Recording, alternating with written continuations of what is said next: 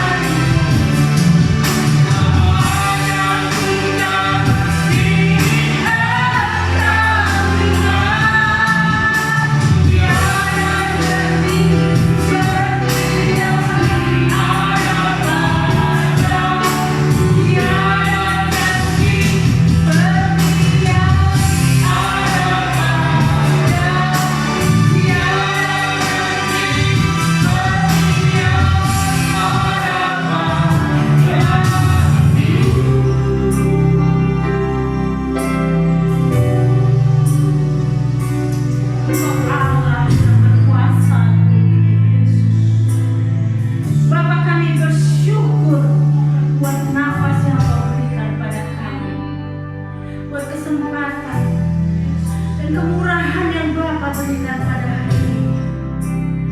Bicaralah pada kami, biarlah roh hikmat-Mu tertanam di hati kami.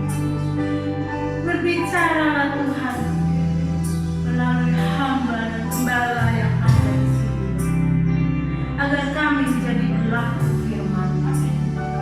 Terima kasih Bapa. Segala puji, hormat dan kemuliaan hanya kepadamu. Haleluya. Dalam nama Tuhan Yesus Kristus. Haleluya, haleluya.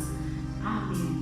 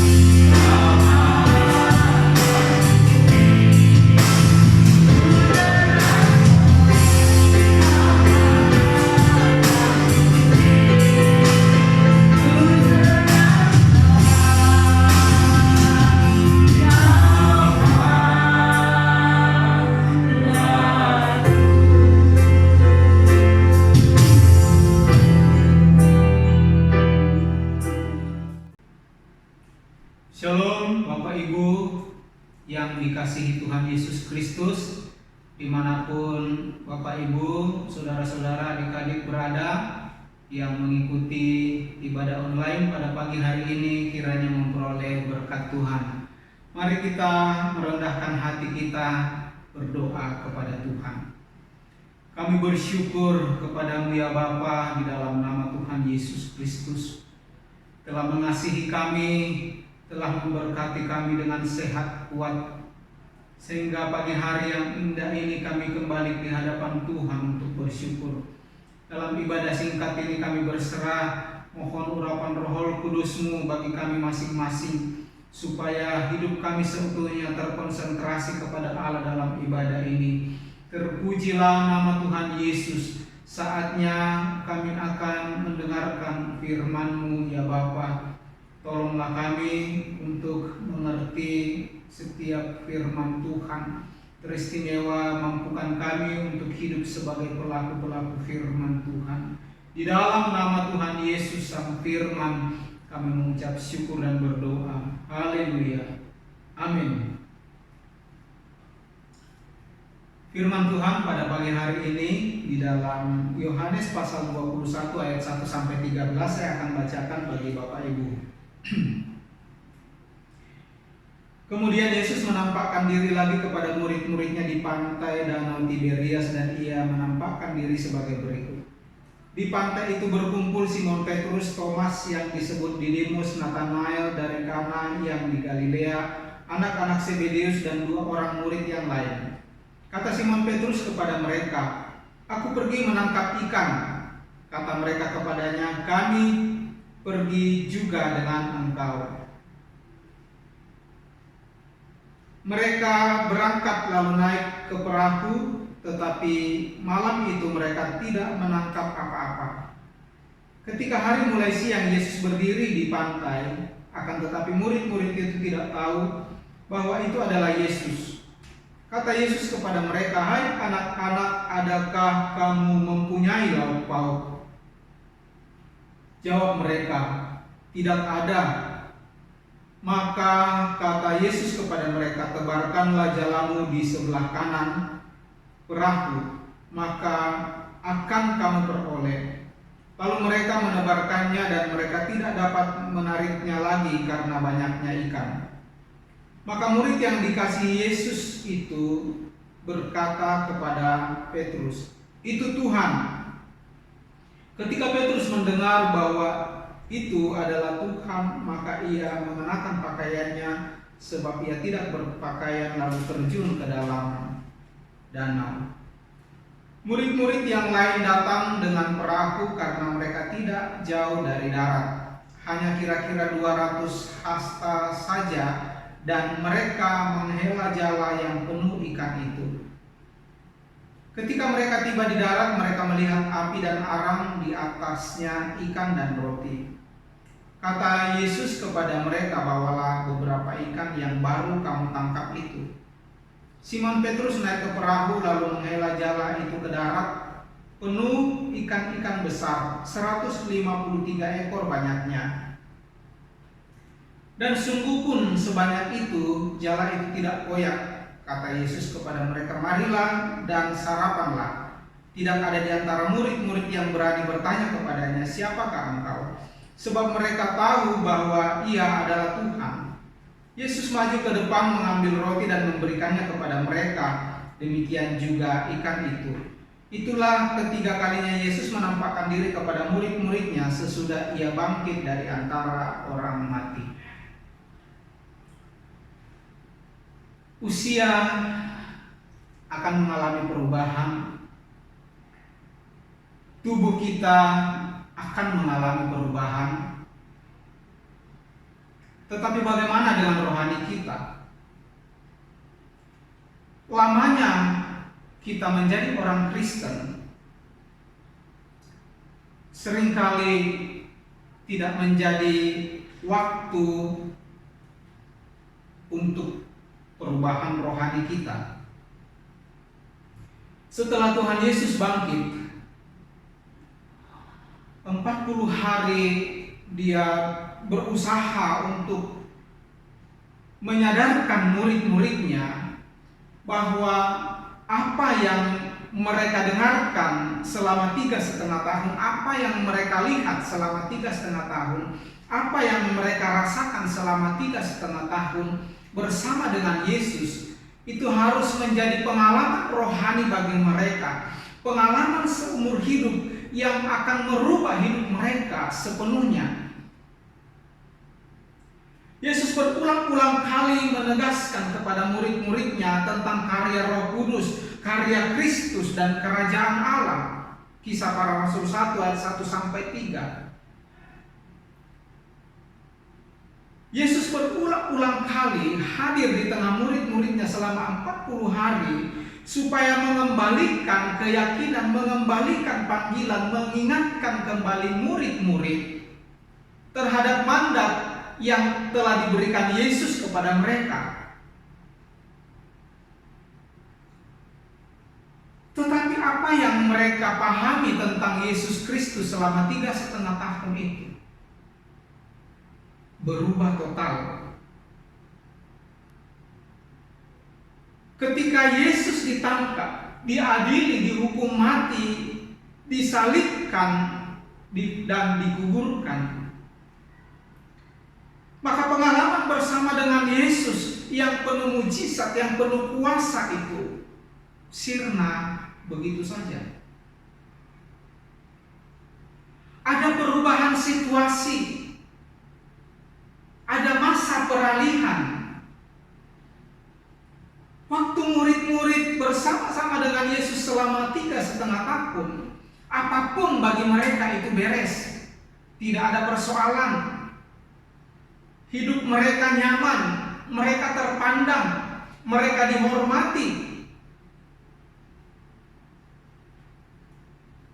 Tetapi ada sesuatu yang mereka lupakan,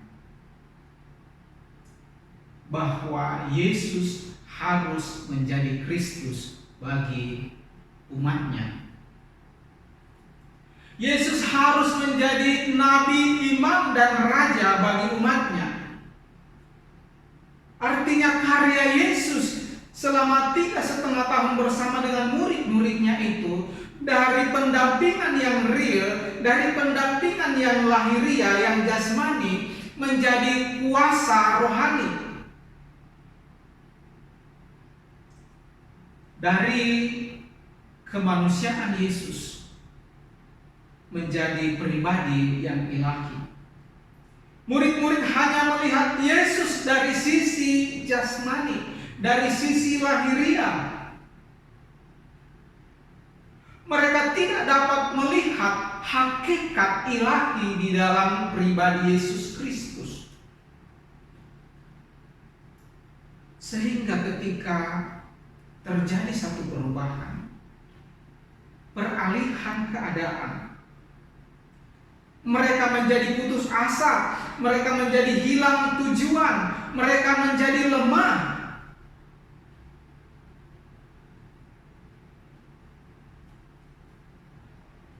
Pada kisah ini, Petrus dikatakan kembali kepada kehidupan yang semula. Petrus adalah pribadi yang sangat mempengaruhi murid-murid yang lain. Ketika Petrus berkata, "Aku ingin menangkap ikan," artinya Petrus telah melupakan 3,5 tahun bersama dengan Yesus. Yesus yang memanggil mereka untuk menjadi penjala manusia, Yesus yang memanggil mereka untuk diperlengkapi secara rohani, Yesus yang memanggil mereka dari dunia dan untuk berkarya ke dalam kerajaan surga, telah dilupakan oleh murid-murid.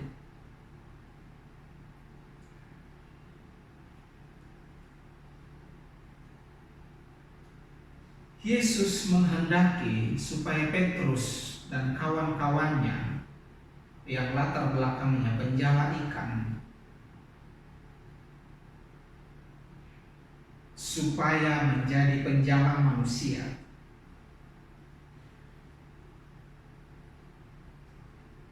"40 hari Tuhan Yesus berusaha untuk mengingatkan kembali, untuk menyadarkan kembali murid-murid akan mandat yang telah diberikan kepada mereka.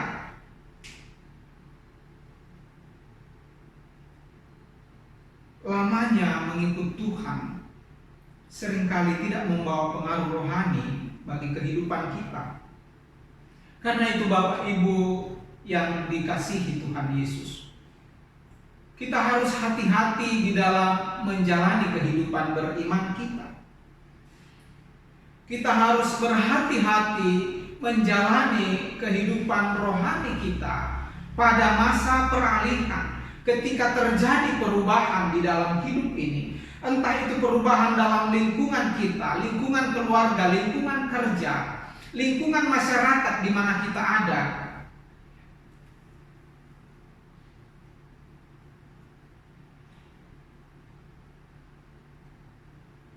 Supaya kita tidak salah di dalam menilai Tuhan. Kita tidak salah di dalam menyimpulkan, memutuskan. Supaya kita tidak salah di dalam bertindak. Murid-murid salah di dalam menafsirkan, menilai, mengerti, memahami maksud Yesus bersama-sama dengan mereka selama 3,5 tahun. Sebab itu Bapak Ibu yang dikasihi Tuhan Yesus Kristus, perubahan ada di depan mata kita setiap saat. Peralihan keadaan terjadi di hadapan kita setiap saat. Karena itu dibutuhkan kepekaan rohani, dibutuhkan mata rohani, dibutuhkan pikiran rohani, supaya kita dapat melihat jalan Tuhan, supaya kita dapat mengerti kehendak Tuhan, supaya kita dapat melihat karya Tuhan yang pasti. Rasul-rasul hanya menikmati kebersamaan dengan Yesus dalam hal lahiriah, sehingga mereka berebut posisi, berebut tempat di sisi Tuhan, berebut tempat untuk mendampingi Allah, mendampingi Yesus ketika Yesus berdiri sebagai Raja Israel.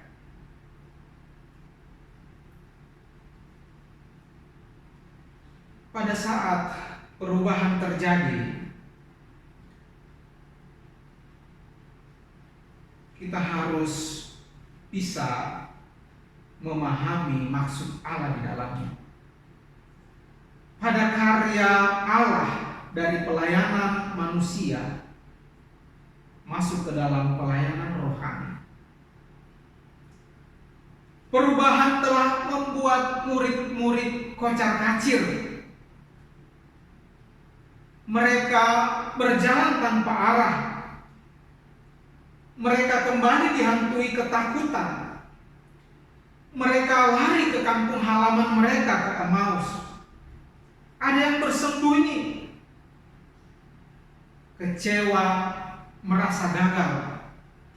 Hal ini dialami oleh Thomas.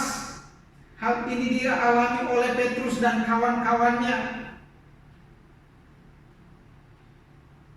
Karena itu Bapak Ibu yang dikasihi Tuhan Yesus, sebagai orang percaya, kita harus bisa memegang doa, firman, dan kepenuhan Roh Kudus. Doa, firman, dan kepenuhan Roh Kudus ini adalah sumber kekuatan bagi orang percaya.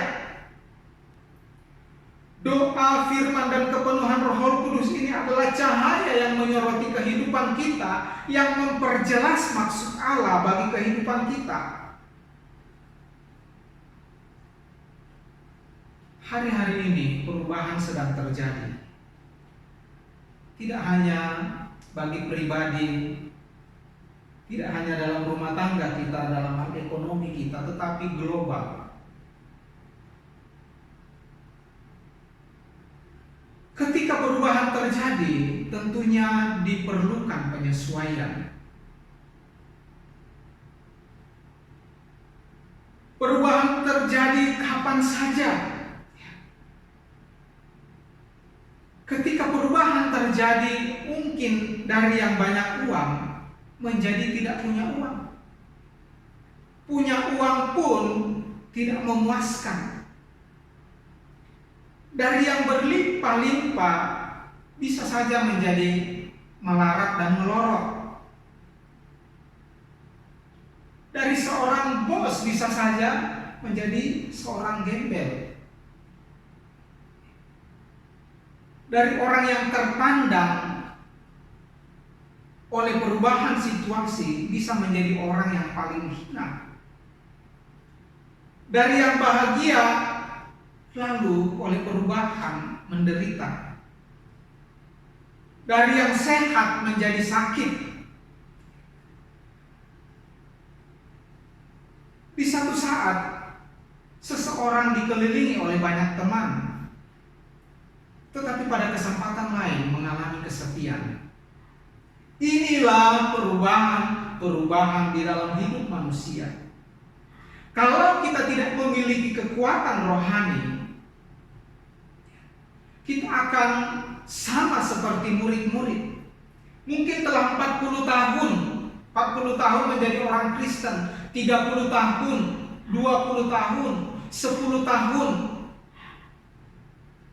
Tetapi itu tidak menjamin bagi kita untuk menjadi seorang Kristen yang dewasa secara rohani. Ketika terjadi perubahan bisa saja kita lemah. Ketika terjadi perubahan bisa saja kita putus asa. Ketika terjadi perubahan kita bisa saja meninggalkan Tuhan, menyalahkan Tuhan.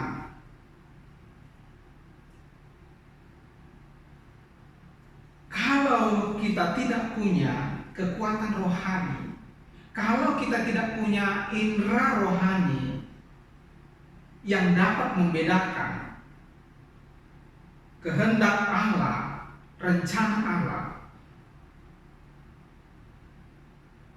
maka kita akan mudah tergilas. Oleh Roh Kuduslah kita dapat melihat karya Allah di balik setiap perubahan. Indera rohani dipertajam, kekuatan rohani diperoleh saat kita berdoa, saat kita membaca merenungkan firman Allah, dan ketika Roh Kudus berkarya atas kehidupan kita. Iman kita, kepercayaan kita terbangun.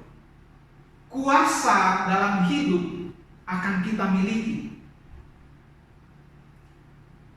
Manakala hidup kita dibangun di atas dasar doa, firman Tuhan, dan kepenuhan Roh Kudus. Arti dari kisah ini Bapak Ibu, kasih Tuhan, penyertaan Tuhan, kuasa Tuhan, berkat Tuhan tidak pernah meninggalkan kita. Sekalipun perubahan itu terjadi, sekalipun peralihan itu terjadi. Petrus dan kawan-kawan ketika itu telah putus asa. Tidak ada lagi harapan bagi mereka, tidak ada lagi sumber pertolongan, sumber berkat bagi mereka, tidak ada lagi sosok pembela bagi mereka, tidak ada lagi pribadi yang dapat mengadakan kebutuhan makan minum mereka secara ajaib.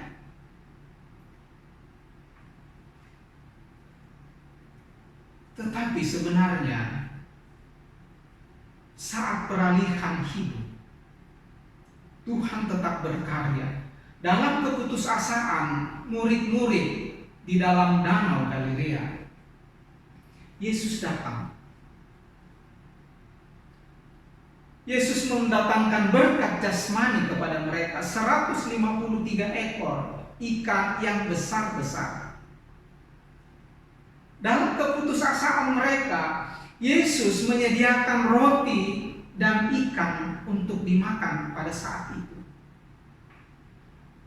Artinya Bapak Ibu yang dikasihi Tuhan Yesus, kita harus dapat melihat Allah kita dengan mata iman, dengan mata rohani kita, dengan indera rohani kita. Kita harus dapat melihat Yesus dalam hakikatnya sebagai Allah. Bapak Ibu yang dicintai Tuhan Yesus Kristus, hari-hari ini dunia sedang mengalami perubahan. Tetapi hanya orang-orang yang berpegang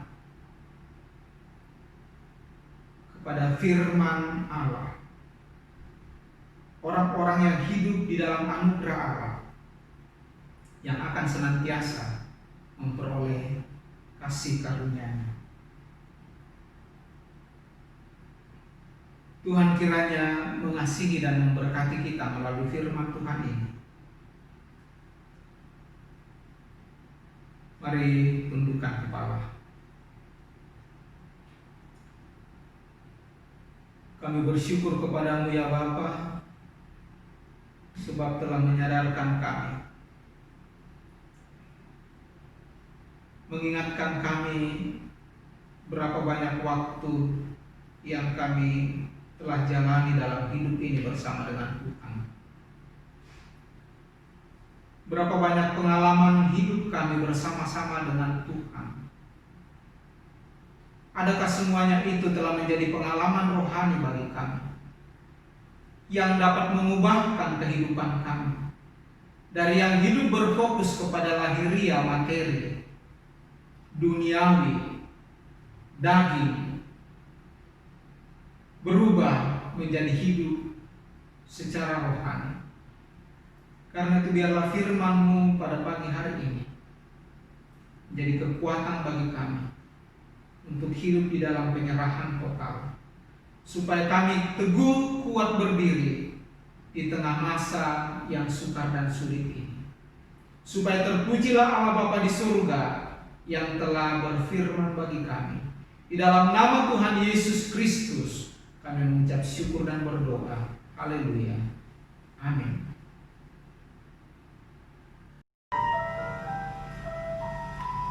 Mari saudara yang terkasih, kita akan menerima doa berkat. Angkat pujian doa gratis.